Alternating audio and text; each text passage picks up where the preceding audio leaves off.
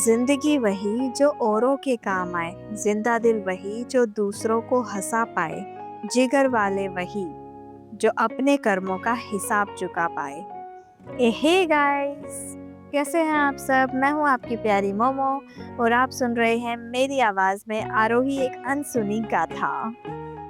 ये कहानी धीरे धीरे इंटरेस्टिंग होती जा रही है। कहानी शुरू करने से पहले मैं आपसे कुछ रिक्वेस्ट करना चाहूँगी। सबसे पहले मेरे चैनल को सब्सक्राइब कर लें और वीडियो को लाइक कर दीजिए, और अपना फेवरेट डायलॉग या मेरी कोई बात आपको अच्छी लगे तो उसे कमेंट करना ना भूलें।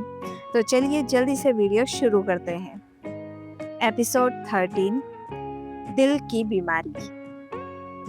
आरोही फोन पर गोवा के लाइफ केयर हॉस्पिटल के प्रेसिडेंट अमित बंसल से बात कर रही थी। उनकी आवाज में गुस्सा साफ झलक रहा था। अमित ने गुस्से में कहा, उस नालायक की इतनी हिम्मत कि तुमसे अपॉइंटमेंट मांगेगा। लगता है वो भूल गया है कि तुम सिर्फ गोवा की नहीं, पूरे इंडिया की बेस्ट डॉक्टर हो मिस आरोही। उसे समझ में आना चाहिए कि तुम्हारे समय की कीमत क्या है।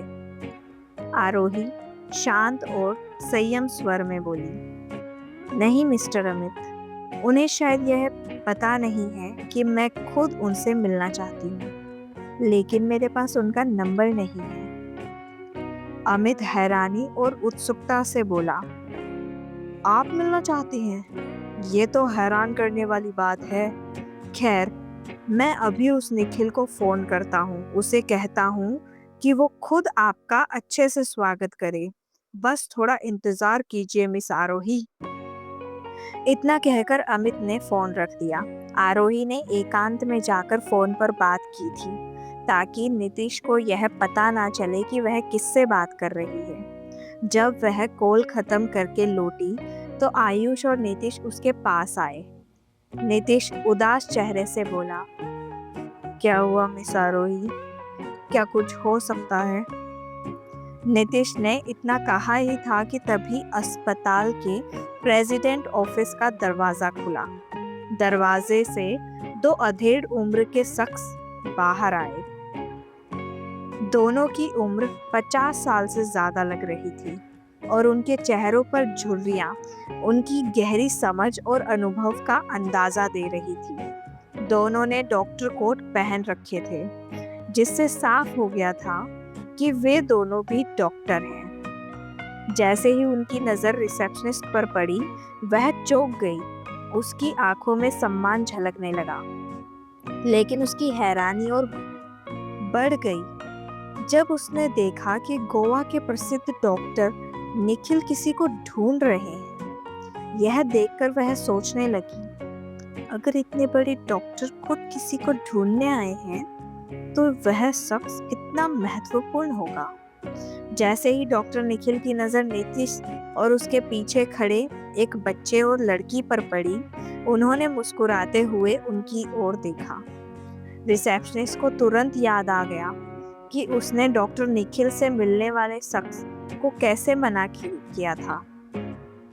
अब उसकी घबराहट और बढ़ गई। उसके हाथ पैर कांपने लगे। उधर नीतीश भी हैरान था। उसने डॉक्टर निखिल को पहचान लिया था, लेकिन उसकी हैरानी और बढ़ गई जब उसने देखा कि निखिल के साथ जो शख्स खड़ा था वह कोई और नहीं बल्कि शिमला के लाइफ केयर हॉस्पिटल के प्रेसिडेंट मनीष जिंदल थे। नीतीश आश्चर्य से बड़बड़ाया, डॉक्टर निखिल और मनीष जिंदल ये दोनों यहाँ?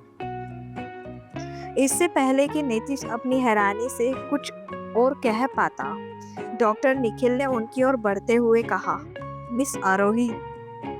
नीतीश की बड़बड़ाहट को नजरअंदाज करते हुए आरोही ने हल्की मुस्कान के साथ डॉक्टर निखिल और मनीष जिंदल की तरफ देखा। दोनों अस्पताल के एक कमरे से चलकर अभी अभी आरोही के पास आए थे। कमरे का माहौल पूरी तरह पेशावर था, लेकिन आरोही के चेहरे पर आत्मविश्वास और हल्की शरारत झलक रही थी। आरोही ने अपने शांत स्वभाव में पूछा, कैसे हैं डॉक्टर निखिल और मिस्टर जिंदल? आपसे मिलकर अच्छा लगा। डॉक्टर निखिल, जो थोड़े घबराए से लग रहे थे, हल्का सा सिर झुकाते हुए बोले, आपसे मिलकर मुझे भी बहुत अच्छा लगा सीनियर आरोही। मनीष जिंदल, जो शायद डॉक्टर निखिल से पहले ही आरोही के बारे में सुन चुके थे, थोड़े गंभीर लेकिन आदर भरे लहजे में बोले, आरोही जी, आपके बारे में सुन रखा था। आपसे मिलना वाकई मेरे लिए सम्मान की बात है। आरोही ने हल्के से सिर हिलाते हुए मुस्कान दी और डॉक्टर निखिल की तरफ देखते हुए एक तंज भरे लहजे में कहा, वाह डॉक्टर निखिल, अब तो सुना है कि आप एक ऑपरेशन के 5 लाख रुपए फीस लेने लगे हैं। डॉक्टर निखिल का चेहरा सुनते ही शर्म से लाल हो गया। अपनी झेप छुपाने के लिए उन्होंने अपनी घड़ी की तरफ देखने का नाटक किया और मुस्कुराते हुए बोले, नहीं, ऐसा कुछ नहीं है। वो बस एक खास केस था जिसकी वजह से ऐसा सुनने को मिला। मनीष जिंदल ने माहौल को हल्का करने के लिए हंसते हुए कहा, डॉक्टर निखिल, अब आपकी लोकप्रियता इतनी बढ़ गई है कि हर कोई आपकी फीस को लेकर चर्चा करता है। आरोही ने एक तंज भरी मुस्कान के साथ कहा, अच्छा तो डॉक्टर निखिल अब अफवाहों के भी स्टार बन गए हैं। निखिल ने अपनी झेप छुपाने की कोशिश करते हुए हल्का सा सिर झुका दिया। कमरे का माहौल अब हल्का और हंसी ठिठोली से भरा हुआ था, लेकिन आरोही की नजरों में हल्का सा मजाक और गहराई साफ झलक रही थी। डॉक्टर निखिल ने एक पल के लिए रुककर गहरी सांस ली और फिर संयम स्वर में बोले, नहीं सीनियर आरोही, मैं अक्सर इतनी फीस नहीं लेता, लेकिन इस केस में परिस्थितियां थोड़ी अलग हैं। एक महिला मरीज है जिनके हार्ट के पास एक ब्लॉकेज है। शुरुआत में हमें लगा कि यह एक सामान्य मामला होगा, लेकिन जब उनकी ईसीजी करवाई गई तो एक और गंभीर समस्या का पता चला। उनके हार्ट में एक गंभीर बीमारी है जो ब्लॉकेज के ऑपरेशन के दौरान घातक साबित हो सकती है। अगर इसे पहले ठीक नहीं किया गया तो ऑपरेशन के दौरान मरीज की मौत हो सकती है। इसी कारण इस केस में अतिरिक्त सावधानी और विशेष प्रक्रियाओं की जरूरत है। आरोही ने उनकी बात ध्यान से सुनी। उसके चेहरे पर गंभीरता के साथ साथ हल्की चिंता भी दिखाई दे रही थी। उन्होंने सीधे निखिल की तरफ देखते हुए कहा, मुझे उनकी रिपोर्ट दिखाओ। डॉक्टर निखिल ने सहमति में सिर हिलाया और पास खड़े मनीष जिंदल की ओर देखा। मनीष तुरंत समझ गया और आरोही को रिपोर्ट्स दिखाने के लिए तैयार हो गया।